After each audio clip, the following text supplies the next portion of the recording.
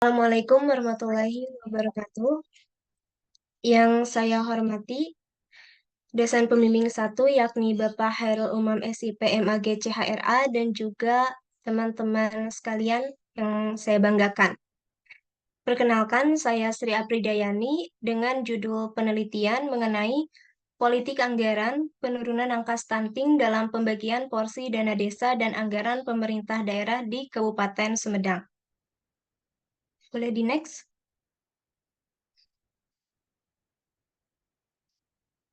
Nah, latar belakang penelitian ini yakni berdasarkan hasil riset kesehatan dasar tahun 2007 sampai 2013 bahwa angka stunting di Indonesia itu bersifat fluktuatif dan masih berada di kisaran 30% atau melebihi standar yang ditetapkan oleh WHO. Nah, pada hasil riset kesehatan dasar tahun 2007, 2010, dan 2013, angka stunting yang paling tinggi yaitu ada pada tahun 2013, yakni sebesar 37,2%. Melihat gentingnya permasalahan stunting tersebut, pemerintah Indonesia telah menjadikan penanggulangan stunting sebagai prioritas nasional. Nah, stunting ini masuk ke dalam Rencana Pembangunan Jangka Menengah Nasional tahun 2015 sampai 2019, kemudian dilanjutkan pada RPJMN berikutnya. Berdasarkan data Stunting Riskesdas tahun 2013 tersebut, pemerintah Indonesia pada tahun 2017 melakukan rapat tingkat menteri yang dipimpin oleh Wakil Presiden untuk menetapkan kabupaten kota prioritas. Dan pada tahap pertama, yaitu pada tahun 2018, pemerintah Indonesia mengeluarkan aturan mengenai percepatan penurunan stunting dengan memilih 100 kabupaten atau kota yang relatif tinggi. Nah, Jawa Barat ini memiliki 13 kabupaten atau kota yang masuk ke dalam daftar prioritas pada tahap pertama tersebut. Dan salah satunya adalah Kabupaten Sumedang. Karena berdasarkan hasil Riskesdas tahun 2013 tersebut, Kabupaten Sumedang memiliki angka prevalensi stunting sebesar 41,8%. Dengan masuknya ke dalam daftar prioritas tersebut, pemerintah Kabupaten Sumedang mengambil langkah untuk mengatasi permasalahan stunting dengan memanfaatkan teknologi digital. Dan pada tahun 2019, Kabupaten Sumedang melakukan MOU dengan PT Telkomsel dan menghasilkan produk berupa aplikasi Simpati atau Sistem Informasi Stunting Terintegrasi.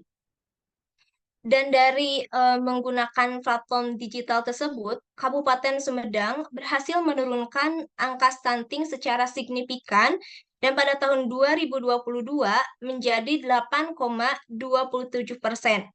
Keberhasilan tersebut juga mendapatkan apresiasi dari Presiden Joko Widodo. Tentunya dalam keberhasilan Sumedang dalam menurunkan angka stunting yang signifikan tersebut menggunakan alokasi anggaran yang sudah diperhitungkan dengan matang oleh para pengambil kebijakan. Nah, menurut Wildavsky bahwa tidak hanya sekedar membuat anggaran yang lebih baik, tetapi harus memperhatikan dimensi politik anggarannya, terutama siapa memperoleh apa. Nah, berdasarkan Peraturan Bupati Sumedang Nomor 82 Tahun 2019 tentang percepatan dan pencegahan stunting terintegrasi, bahwa pendanaan untuk stunting di Kabupaten Sumedang itu bisa bersumber dari APBD, APBDes, dan juga sumber-sumber lain yang sah dan tidak mengikat sesuai dengan ketentuan peraturan perundang-undangan. Sumber pendanaan lain ini juga berasal dari dana desa. Dan menurut Kepala DPMD Kabupaten Sumedang bahwa pada tahun 2022, target dari anggaran dana desa untuk penurunan angka stunting di Kabupaten Sumedang itu sebesar 8%. Jadi, desa-desa di desa-desa di Kabupaten Sumedang itu harus menargetkan setidaknya 8% untuk penurunan angka stunting ini. Sedangkan kontribusi dari APBD Kabupaten Sumedang itu belum terlihat secara eksplisit. Boleh di next? Nah, untuk itulah tujuan dari penelitian ini adalah rumusan dari penelitian ini adalah bagaimana politik anggaran penurunan angka stunting dalam pembagian porsi dana desa dan anggaran pemerintah daerah di Kabupaten Sumedang. Boleh di next.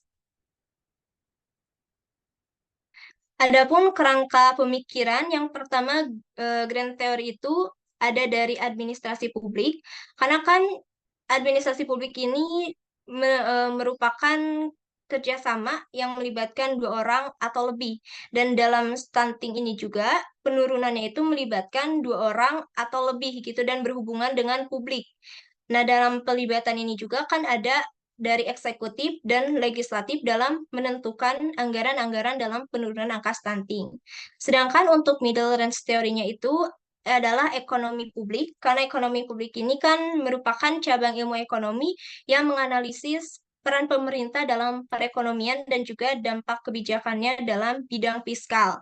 Nah, ekonomi publik juga merupakan kegiatan nasional yang bertujuan untuk menyejahterakan rakyat. Nah, bidang fiskal ini juga kan mengacu pada segala hal yang terkait dengan penerimaan dan pengeluaran keuangan pemerintah, dan salah satunya stunting itu merupakan ada berhubungan dengan anggaran. Dan untuk operasional teorinya itu ada dari teori politik anggaran dari Andy Norton dan Diana Elson pada tahun 2002 yang menyatakan bahwa secara ideal aktor pembangunan itu harus memahami informasi atau hal-hal berikut yang untuk memahami proses politik di dalam anggaran.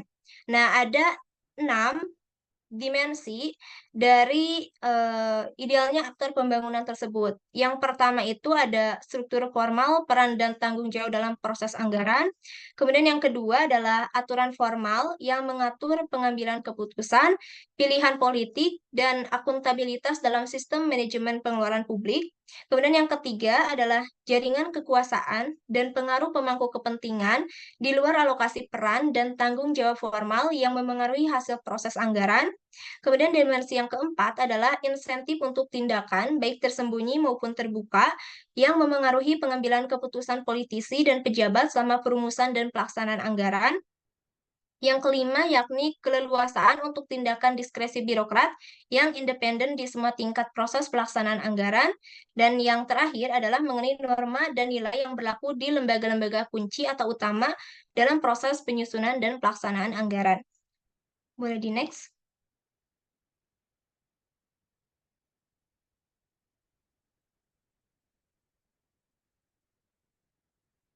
Nah, adapun penelitian terdahulu, saya mengambil 3 penelitian. Yang pertama ada dari Muhamka, Sakinah Nadri, dan Haryanto pada tahun 2022 dengan judul penelitian Politik Anggaran dan Relasi Aktor dalam Penyusunan Anggaran Pendapatan Belanja Daerah, dengan hasil penelitian bahwa terdapat 2 aktor yang terlibat dalam penyusunan anggaran, yakni ada aktor formal dan aktor informal. Aktor formal ini didominasi oleh kepala daerah, sedangkan relasi keluarga sebagai aktor informal yang memengaruhi pengambilan keputusan.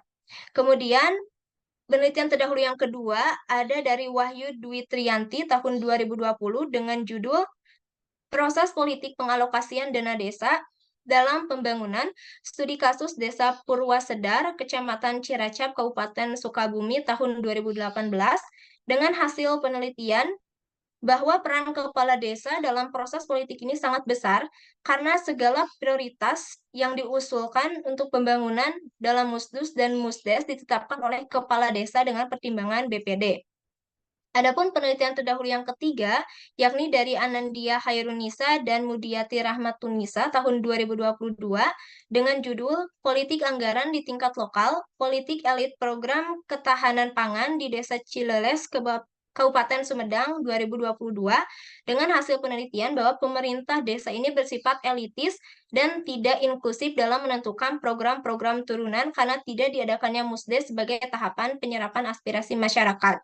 Nah, dari ketiga penelitian terdahulu, novelty dalam penelitian ini adalah yang pertama dari fokus penelitian.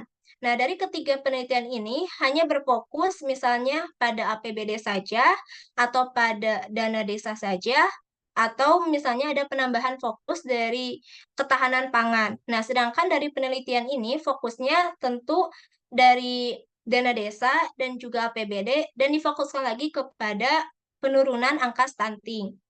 Kemudian, penelitian terdahulu ini lebih difokuskan kepada aktor-aktor, baik aktor formal maupun aktor informal. Sedangkan dalam penelitian ini bukan hanya difokuskan kepada aktor-aktor yang terlibat, tetapi ada informasi-informasi lain yang memang harus dipahami oleh para aktor pembangunan tersebut, diantaranya yang tadi 6 dimensi tersebut. Boleh di next?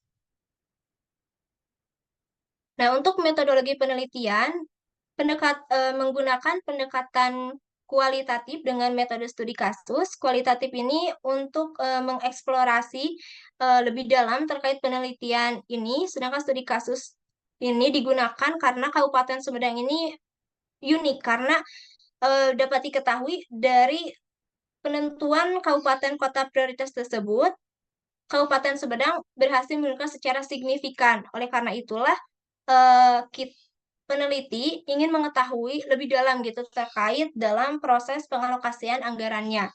Untuk jenis dan sumber data, yakni ada sumber data primer dari observasi dan wawancara dan juga sumber data sekunder dari studi dokumen. Dan teknik pengumpulan datanya ada observasi, wawancara, dan juga studi dokumen.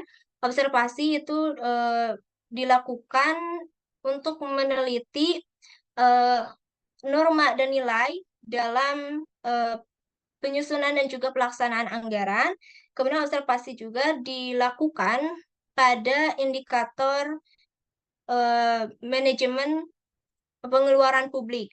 Sedangkan untuk wawancara, dalam penelitian ini melakukan wawancara kepada 9 informan, dan studi dokumen itu berisi mengenai file-file atau arsip-arsip yang ada dari Bapeda, kemudian dari DPMD. Sedangkan untuk teknik analisis data itu menggunakan John Creswell yang menggunakan 6 langkah teknik analisis data. Boleh di next? Nah, untuk hasil penelitian, dimensi yang pertama itu ada struktur formal, peran, dan tanggung jawab dalam proses anggaran, penurunan angka stunting dalam pembagian porsi dana desa, dan anggaran pemerintah daerah di Kabupaten Sumedang. Ada 3 indikator. Yang pertama dalam perumusan anggarannya, yakni Bupati tersebut sebagai pengambil keputusan utama dalam menentukan kegiatan, dan Bupati juga bekerja berdasarkan visi dan misi. Kemudian ada dari Sekretariat Daerah sebagai perumus kebijakan, kemudian koordinator, dan juga sebagai fasilitator dalam perumusan anggaran tersebut. Kemudian yang ketiga ada dari Bapeda. Bapeda itu sebagai penentu menu program. Nah, menu program ini didasarkan juga dari hasil uji publik, kemudian dari Musrenbang, kemudian dari forum konsultasi publik yang lain. Kemudian DPRD dalam perumusan anggaran ini sebagai penyusun pokok-pokok pikiran dan juga sebagai katalisator dalam usulan dari masyarakat ke SKPD terkait. Kemudian yang kelima itu ada APDESI atau Asosiasi Pemerintah Seluruh Desa, itu sebagai wadah bagi para kepala desa dalam menyampaikan aspirasinya. Nah, indikator yang kedua itu adalah penetapan atau persetujuan anggaran. Jadi, di sini DPRD berperan untuk membedah usulan RAPBD, dan DPRD ini memiliki kewenangan untuk menambahkan atau mengurangi anggaran berdasarkan jenis-jenis kegiatan yang ada di dalam RAPBD tersebut. Nah, setelah semuanya sesuai, maka barulah disahkan. Dan indikator yang ketiga yakni pelaksanaan anggaran, di mana Bapeda itu sebagai leading sektor dan Kepala Bapeda itu sebagai ketua tim harian percepatan penurunan angka stunting. Dan APDES ini sebagai koordinator informasi, baik informasi yang didapat dari pemerintah daerah, DPRD, maupun yang lain untuk disampaikan kepada para kepala desa yang ada di Kabupaten Sumedang. Boleh di next?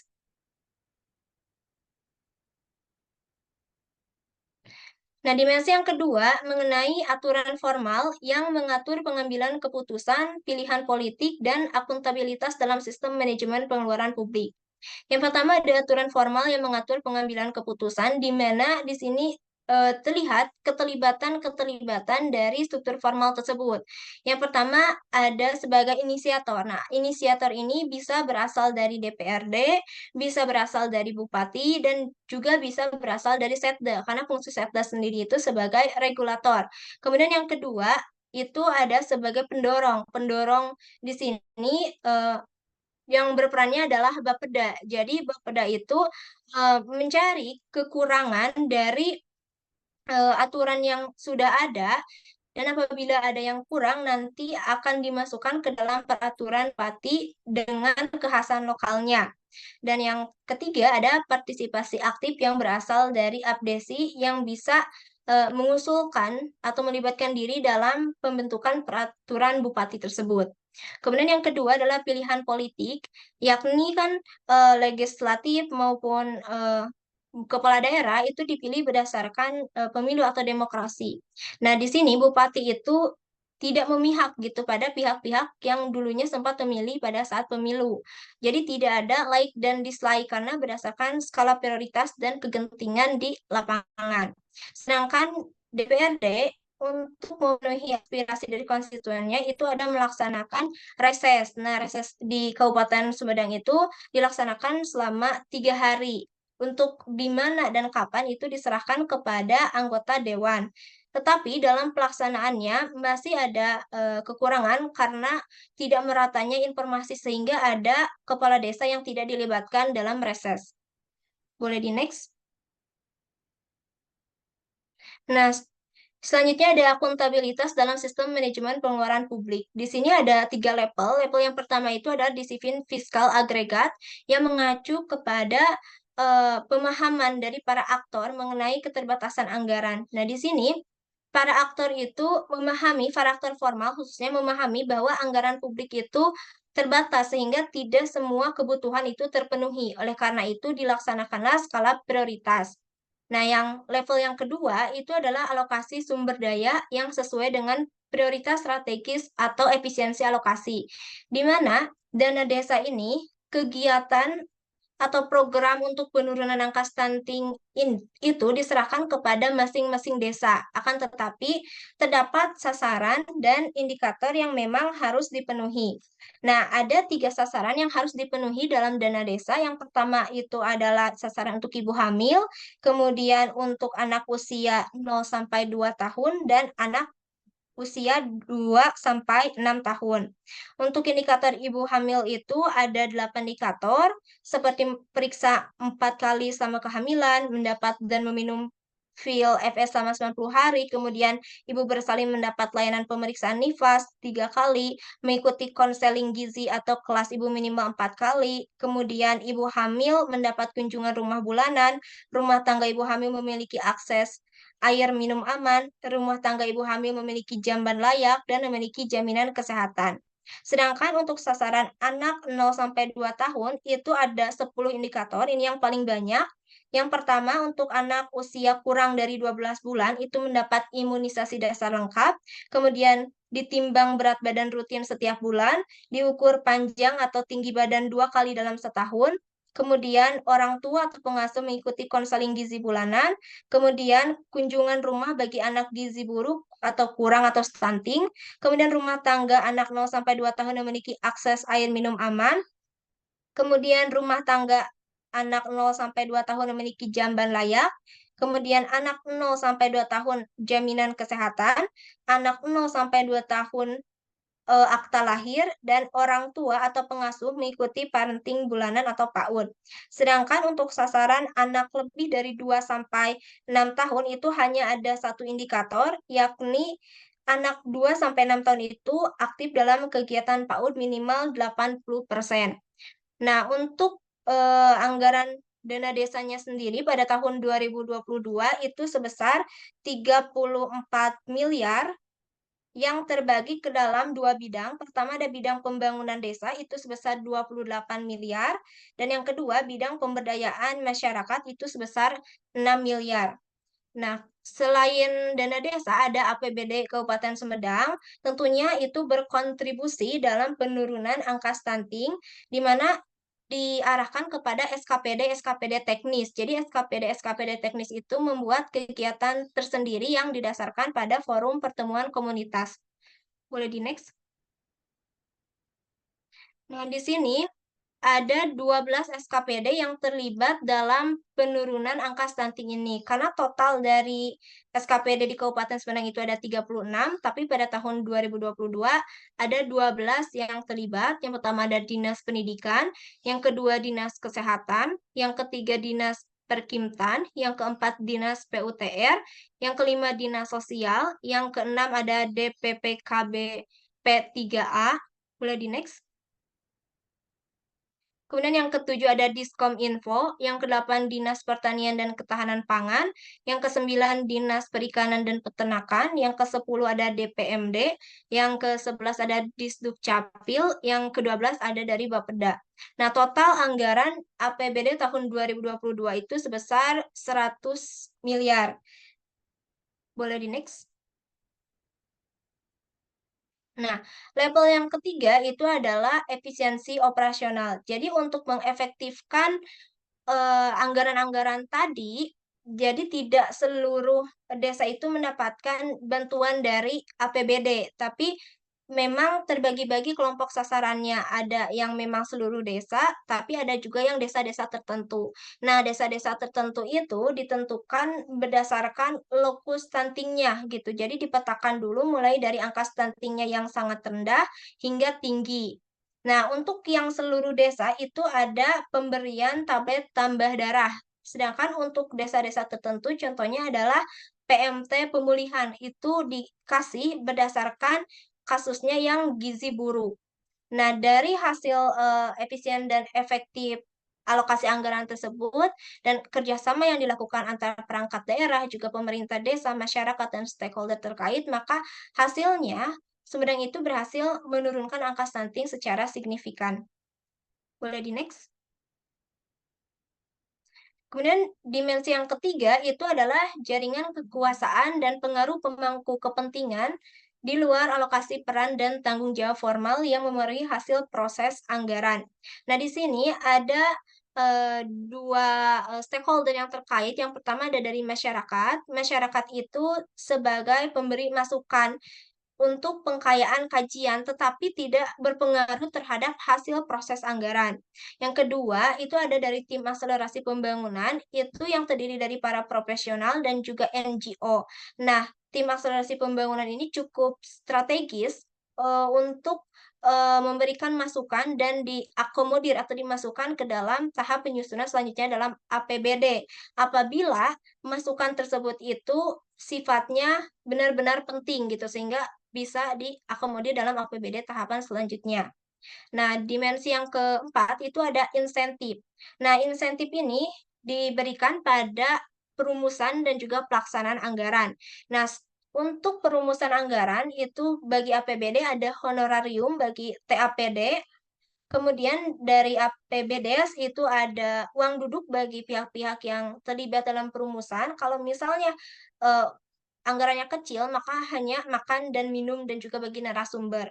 Sedangkan untuk insentif selama pelaksanaan anggaran itu diberikan kepada kader posyandu dan juga kader pembangunan manusia, di mana insentif untuk pelaksanaan anggaran ini bersumber dari dana desa yang besarannya itu berdasarkan dari jumlah dana desa yang diterima oleh masing-masing desa dan jumlah kader. Jadi, kalau misalnya jumlah dana desanya dikit dan jumlah kadernya itu banyak, maka insentif yang diberikan juga relatif kecil.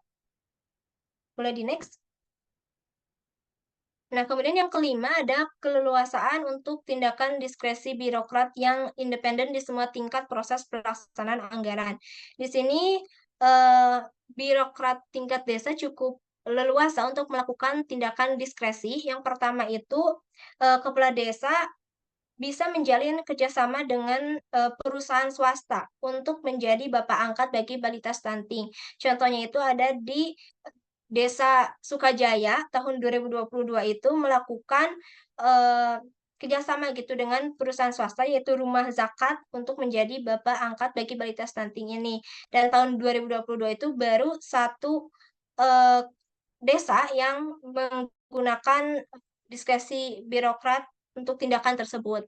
Yang kedua, itu ada melakukan percobaan atau eksperimen gitu kepada salah satu anak yang memiliki gejala stunting. Contohnya itu ada di Desa Cipamekar, di mana kepala desanya itu melakukan eksperimen gitu kepada salah satu anak, baik itu dari pola asuhnya, MPASI-nya, dan lain sebagainya, sehingga hasil dari diskresi tindakan birokrat tersebut berpengaruh positif dalam menurunkan angka stunting. Boleh di next? Dan dimensi yang terakhir itu adalah norma dan nilai yang berlaku di lembaga-lembaga kunci atau utama. Nah, di sini ada lembaga sekretariat daerah, ada 3 norma yang berlaku. Yang pertama itu adalah memperhatikan outcome, yakni tentunya adalah kesejahteraan masyarakat. Kemudian yang kedua adalah tidak memihak pada golongan atau netral. Dan yang ketiga ada tidak ada politisasi gitu dalam proses anggaran. Sedangkan nilai-nilai yakni ada 7 nilai, ada transparan, akuntabel, efisien, efektif, kejujuran, amanah, dan fatona. Untuk di Bapeda sendiri ada satu norma yang berlaku, yakni berlaku adil gitu sesuai dengan prioritas sehingga tidak ada pendanaan yang double gitu bagi satu desa tersebut, kecuali untuk kasus-kasus tertentu gitu yang angka stuntingnya tinggi. Yang nilai yang berlaku di Bapeda yakni nilai transparan.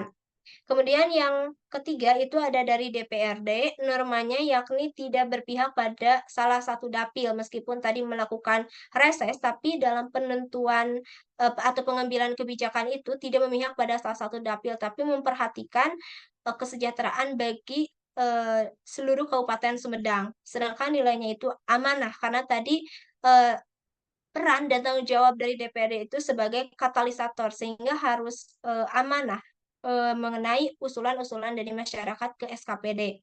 Kemudian yang terakhir itu ada dari APDESI, normanya itu adalah norma kesopanan dan nilai yang dijunjung tinggi adalah nilai kebersamaan. Boleh di next? Nah, tadi mengenai hasil penelitian yang selanjutnya adalah pembahasan dari hasil penelitian. Tadi disinggung bahwa eh, aktor yang berpengaruh tersebut kepala daerah karena memiliki atau memegang keputusan tertinggi, dan hal ini pun sejalan dengan yang diungkapkan oleh Hamka gitu dalam penelitiannya bahwa memang aktor utama yang mendominasi penyusunan APBD itu dipegang oleh kepala daerah. Nah, kemudian tadi ada dilaksanakannya musrenbang karena ya memang pelaksanaan dari stakeholder pembangunan dan pemerintahan. Nah, kemudian disebutkan juga bahwa leading sektor di Kabupaten Sumedang itu oleh Bapeda dan berhasil menurunkan angka stunting secara signifikan, dan hal ini pun juga sejalan dengan penelitian Purwanti gitu di mana Bapeda juga sebagai leading sektor di kota Salatiga dan berhasil juga menurunkan angka stunting. Kemudian tadi disebutkan bahwa inisiator itu bisa berasal dari DPRD dan bisa juga berasal dari kepala daerah. Nah, ini juga memiliki makna bahwa memang kalau misalnya inisiator dari DPRD itu bahwa memiliki makna anggota DPRD itu memiliki hak dan kesempatan untuk mengajukan usulan inisiatif. Sedangkan kalau misalnya inisiator dari kepala daerah memang diajukan usulan inisiatif Raperda untuk dibahas bersama dengan DPRD. Nah, tadi disebutkan juga dalam dimensi pilihan politik bahwa reses itu kan tidak merata kurangnya informasi sehingga ada kepala desa yang tidak dilibatkan. Namun hal tersebut juga tidak sepenuhnya salah karena dalam reses itu bagaimana reses dilakukan, siapa-siapa yang harus diundang dan apa yang harus dibicarakan itu memang tidak diatur dalam peraturan perundang-undangan. Kemudian dalam dimensi manajemen pengeluaran publik, level yang pertama yang memang harus dipahami bahwa anggaran publik itu terbatas gitu sehingga tidak semua kebutuhan itu bisa dipenuhi, dan hal ini pun sejalan bahwa dasar alokasi anggaran itu semestinya mengacu pada kebutuhan masyarakat yang merupakan target utama pengambilan kebijakan. Boleh di next?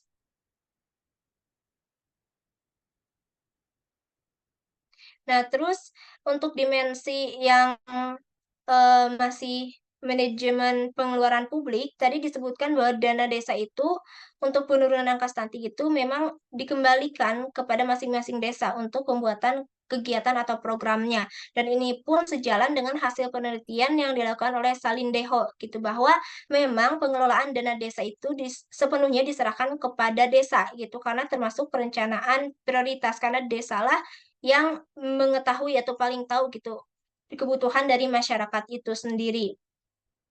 Nah, selanjutnya itu mengenai eee, partisipasi, masyarakat. Tadi disebutkan bahwa keterlibatan masyarakat itu hanya sebagai masukan, hanya untuk menambah pengkayaan kajian. Dan hal ini pun sejalan gitu, bahwa memang masih menjadi permasalahan di Indonesia, karena partisipasi warga itu tidak dijamin hingga proses pembahasan anggaran, tapi malah pihak-pihak lain gitu yang menjadi, atau ditampung masukannya dan dimasukkan ke dalam penyusunan APBD di tahap selanjutnya.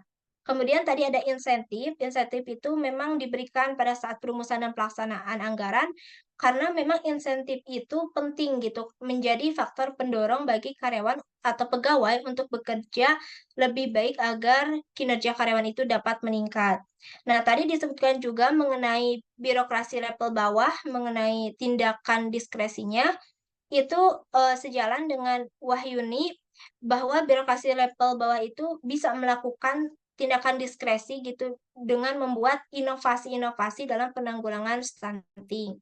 Dan yang terakhir mengenai norma dan nilai, bahwa memang tadi kebanyakan nilainya itu adalah mengenai ketransparan gitu, dan menurut Syafri dan Rosa juga, transparan itu penting gitu dalam, proses penyusunan anggaran ini. Jadi tidak hanya diketahui oleh pihak-pihak tertentu, tapi, masyarakat umum juga harus mengetahuinya. Dan tadi juga disebutkan bahwa norma itu kebanyakan mengenai berlaku adil, dan juga adil ini kan merupakan, sikap jujur yang memang tidak memihak kepada pihak-pihak tertentu dan bertindak objektif gitu, berdasarkan memang asas kebenaran yang umum. Boleh di-next? Nah, selanjutnya adalah simpulannya. Jadi, secara keseluruhan, politik anggaran penurunan angka stunting dalam pembagian porsi dana desa dan anggaran pemerintah daerah di Kabupaten Sumedang ini sudah baik. Hal ini dapat dilihat dari yang pertama, struktur formal peran dan tanggung jawab, mereka sudah memahaminya.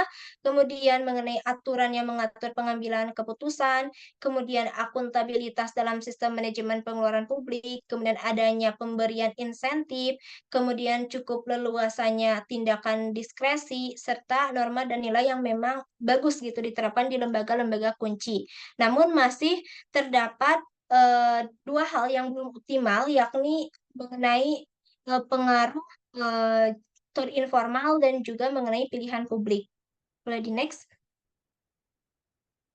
Nah, adapun saran yang dapat peneliti berikan, yang pertama itu, adalah memberikan edukasi dan informasi yang jelas dan komprehensif kepada birokrat mengenai pentingnya partisipasi masyarakat dalam penyusunan anggaran.